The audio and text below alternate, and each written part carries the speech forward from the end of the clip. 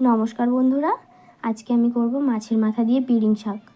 তার জন্য প্রথমে দেখুন বেশ কিছুটা তেল দিয়ে কড়াইতে মাছের মাথাটাকে ভেজে নিচ্ছি। মাছের মাথাটা ভাজা হয়ে গেলে ওর মধ্যে কিন্তু 5 ফোড়ন দিয়ে দেবো। 5 ফোড়ন থেকে সুন্দর গন্ধ আসলে দেবো পেঁয়াজ কুচি। পেঁয়াজ কুচিটা দিয়ে একটু ভাজা ভাজা করে নেব। একটু ভাজা হয়ে গেলে দিয়ে দেবো একসাথে আদা রসুন বাটা 1 চামচ মতো, দিয়ে আবারও কিন্তু ভালো করে কষিয়ে নেব।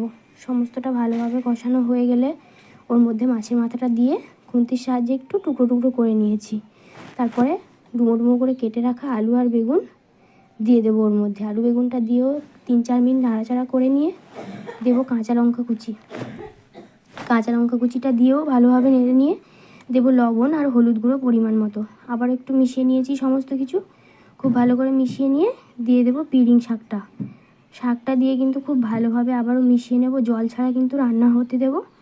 দেখুন খুব ভালোভাবে কিন্তু শাক থেকে যে জলটা ছেড়েছিল সেটাও কিন্তু শুকিয়ে গেছে খুব সুন্দরভাবে।